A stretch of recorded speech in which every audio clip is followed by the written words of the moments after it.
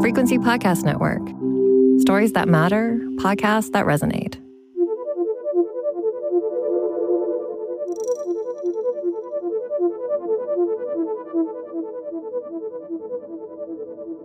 So what is going on in this economy? For the country's small and medium-sized businesses under the weight of a trade war. Well, I'm not going to sugarcoat this. It is not good. The small business sector is the country's largest employer. It's a massive contributor to economic output. And if you have the combined weight of tariffs, trade issues, and a lack of consumer confidence, well, it's likely going to hammer the economy over the coming months. So much so, there's a pretty good chance we're going to see a recession. The Canadian Federation of Independent Business is predicting a more than 5% contraction in economic output for the second quarter. That's the quarter we're currently in. My name is Mike Eppel, and I spoke to Simon Gauldeault, the Chief Economist and VP of Research at the Canadian Federation of Independent Business, about the findings. Mr. Gauldeault, some of these numbers are quite stark. The first quarter was weak. The second quarter looks downright miserable.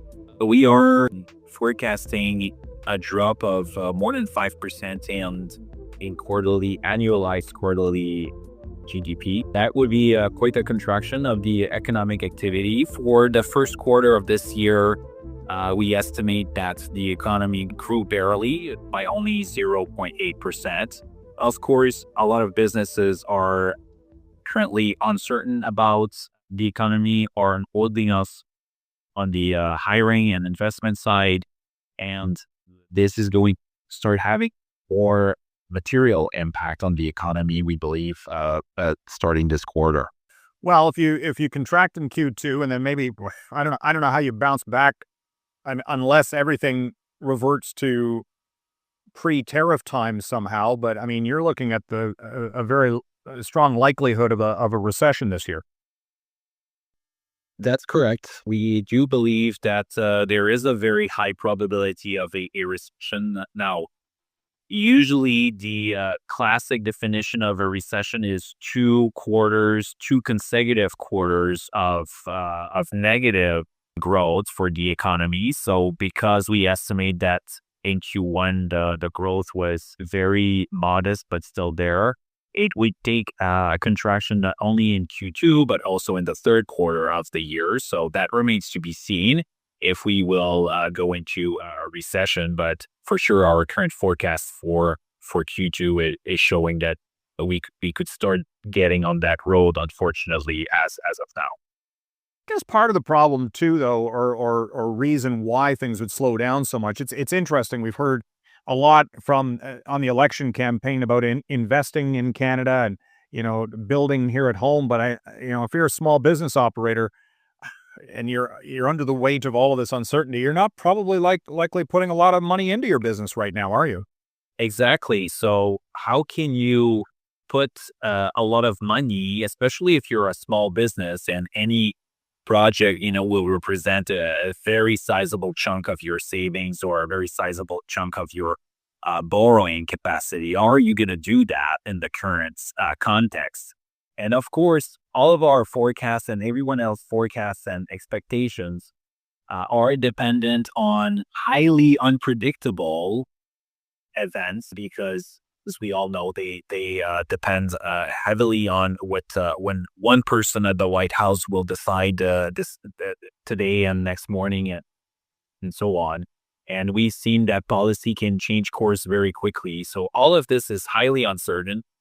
It's very hard for businesses to predict things. So that's why we end up in a situation where, unfortunately, a lot of things are frozen. And we're seeing, for example, private investment significantly contracting, not just for Q1, that's our estimate, minus 14%, but also for Q2 at close to 20% contraction. And of course, that's not surprising with this very high uncertainty that we're seeing in the economy at the moment. What are you expecting for pricing? Because we've heard a lot about, tariffs lead to and counter tariffs lead to inflationary pressures. Are you seeing this or expecting that to start to show up in various sectors? Yeah, you're definitely going to see higher inflation due to to the tariffs and counter tariffs, again, if they materialize and continue to be present. And we have a special analysis in our current quarterly report that we just released today, where we're looking at the ability of firms to pass on tariff-related costs. Now, you have exporting firms that will have a more limited ability to pass on the cost to customers. Like full quarter of businesses say, I have no ability to pass on those costs. And at the other end of the spectrum, you have 9% that say, I can pass on all of the costs to my customers. In between, you have a lot of firms that say, okay, I can pass on just a fraction of those costs. For importing firms, the ability to pass on the cost is a bit more there. Like you have a full 23% that say, okay, I can pass on all of the costs, but still a majority of the firms will pass on less than 100% of the cost to their customers. So they will eat a good sizable share of the costs themselves. That could mitigate to a certain extent the impact on prices and inflation, but there is no question that the current situation is going to lead to higher inflation. At the sector level, the businesses that are the least likely to pass on any costs at all are the agricultural businesses and businesses in arts, recreation, and information and health and education sectors. And at the other end of the spectrum, you have businesses like personal services businesses where 31% will be able to pass on all of the costs, and wholesale businesses, and also arts recreation where you have a full 25% that will be able to pass on all of the costs, as well as construction where this will be done. So it depends really much on the sector, but I would say, to sum it up, that the picture we're seeing is you have businesses in pretty much all different situations.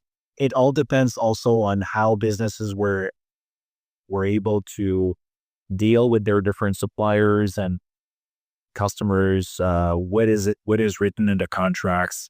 Is it being treated as a exceptional event? Is there a clause in the contracts that stipulates that the cost will be divided in such a way? Or did they have to pick up the phone and call all of their business partners and see how this could be negotiated? Do you foresee a lot of the small and medium-sized business operators, are they on the brink right now? And during COVID, there was a lot of government support because things were being shut down. In this case, it's the fact that again, if the economy slows as much as it is, should there be some sort of a program from the feds or the province or something to sort of weather the storm? It's a bit of a different situation where businesses aren't entirely prevented from making sales. What we're hoping that the government will do is use this wake-up call to support businesses in a way that is really sustainable. Like we've been talking abundantly recently about tearing down the internal trade barriers. Well, it's going to be interesting to see how this goes moving forward, because yours is one of the first most specific predictive reports I've seen, and the, of course, economic signals trailing indicators that we get. So it's going to be interesting to see exactly how, as the months roll on here, how close to the forecast the actual economic results are. And it could be dire. But thank you very much for joining us to talk about this today. Appreciate it. That's Simon Gauldeault, the Chief Economist and VP of Research at the Canadian Federation of Independent Business. My name is Mike Eppel, and you've been listening to In This Economy.